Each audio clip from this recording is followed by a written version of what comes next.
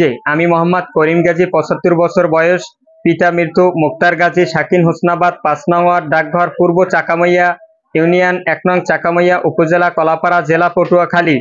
এই মর্মে তার পক্ষে আমি পাঠ করিতেছি মোহাম্মদ জাহিদুল ইসলাম, পিতা মোহাম্মদ সোবাহান পেদা। মর্মে লিখিত বক্তব্যের মাধ্যমে জানাইতেছি যে আমি একজন বয়োবৃদ্ধ মানুষ, বিভিন্ন রোগে শোকে জর্জরিত। আমার ৫ ছেলে ও ৩ কন্যা। আমার ছোট ছেলে মোহাম্মদ রাকিবুল ইসলাম ওমানি দীর্ঘ ১৮ বছর যাবৎ বিদেশ ওমান শ্রমিকের কাজে কর্মরত। আমার ছেলে মোহাম্মদ রাকিবুল ইসলাম ওমানি শ্রমের আয় দ্বারা নিজস্ব অর্থায়নে গরিব ছেলে মেয়েদের লেখাপড়ার সুবিধার্থে কলাপাড়া উপজেলা অন্তর্গত ১ নং চাকামাইয়া ইউনিয়নে হোসনাবাদ নিজস্ব গ্রামে মসজিদ সহ একটি মাদ্রাসা নির্মাণ করে। উক্ত মাদ্রাসার শিক্ষা পরিবেশ ভালো হওয়ার কারণে দূর দূরান্তে ছাত্রছাত্রী ভর্তি হতে শুরু করে। মাদ্রাসার পাশে একটি কচুপাত্রা খাল রহিয়াছে। উক্ত খাল পার হইয়া ছাত্রছাত্রী মাদ্রাসা ছাত্র ভর্তি হয়। আমার ছেলে মোহাম্মদ রাকিবুল ইসলাম ওমানি ছাত্রছাত্রীদের লেখাপড়া ও যাতায়াতের সুবিধার্থে কচুপাত্রা খাল পারাপারের জন্য একটি খেয়ার ব্যবস্থা করিয়া দেয়। উক্ত খেয়াঘাটে উপার্জিত আয় মসজিদে দান করা হয়। কতিপয় অসাধু ব্যক্তি ১ মোহাম্মদ মাহবুব আকন, ২ মোহাম্মদ রুবেল আকন, উভয়ের পিতা মোহাম্মদ আব্দুল সালাম আকন, ৩ মোহাম্মদ আব্দুল সালাম আকন, পিতা নূর মোহাম্মদ আকন সহ ৩-৪ জন ব্যক্তি প্রতিদিন বিনা পয়সায় উক্ত খেয়া পারাপার হইয়া থাকে। আমরা বিনা পয়সায় খেয়া পারাপারের বাধা নিষেধ করিলে আমাদের উপর আক্রোশমূলক মনোভাব পোষণ করিয়া আসিতে থাকে। এই বর্ণিত ব্যক্তিগণ আমার ও আমার পরিবারের লোকজন সহিত অহেতুক কথা কাটাকাটি করিয়া অশ্লীল অশোভহীন আচরণ করিয়া আসিতে থাকে।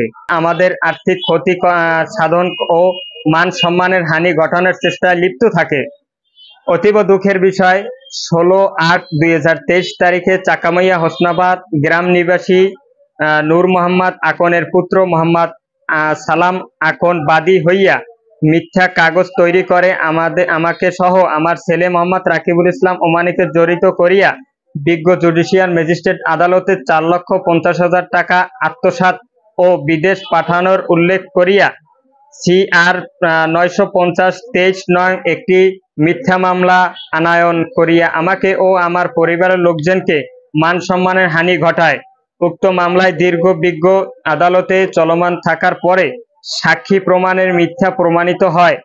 বানোয়াট জালিয়াতি কাগজের বিরুদ্ধে আমি বাদী হইয়া বিজ্ঞ সিনিয়র জুডিশিয়াল ম্যাজিস্ট্রেট আদালতে CR ১০৯১/২৩ নং মামলা আনায়ন করি, যাহার ধারা ৪৬৭, ৪৬৮, ৪৭১ ও ৫০৬ খ দণ্ডবিধি। উক্ত মামলা বিজ্ঞ আদালত সহকারী পুলিশ সুপার কলাপাড়া পটুয়াখালীতে তদন্ত ভার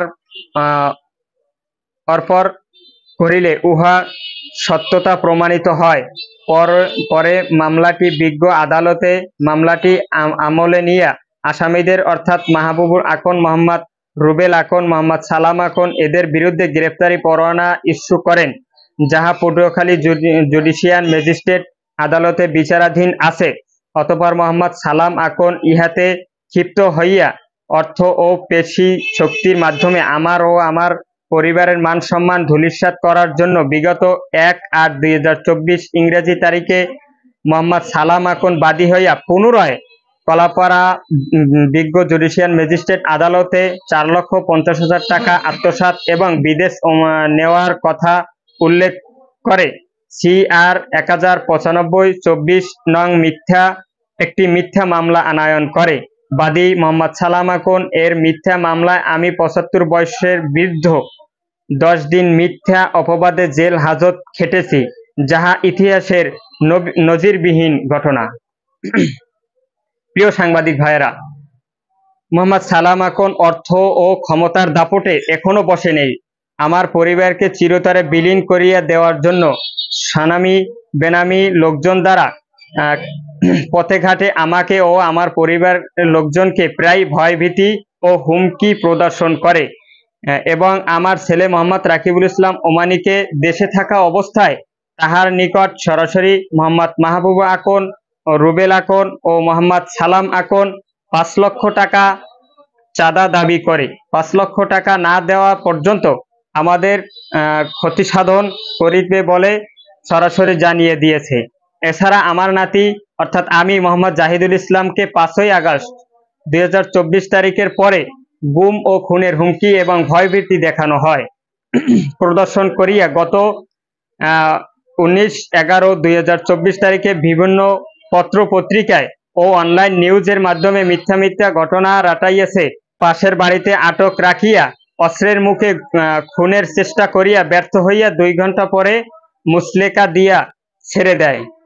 বিষয়টি আপনাদের স্বশা পত্রিকা প্রকাশ করে প্রশাসনিক ও রাজনৈতিক নেতাকর্মীদের অবগত করার জন্য অনুরোধ করছি। প্রিয় দেশবাসী, আপনাদের কাছে সকলের কাছে আমার আকুল আবেদন এবং বাংলাদেশ যত বাহিনী আছেন সকলের প্রতি আমার উদ্যত আহ্বান, বাংলাদেশ সেনাবাহিনী সহ পুলিশ সুপার সহ যে সকল আইনজীবী ভাইরা আছেন সকলের কাছে আকুল আবেদন যে তারা এখনো আমাদের প্রতি আমাদের হামলা এবং হুমকির মুখে রাখতেছে।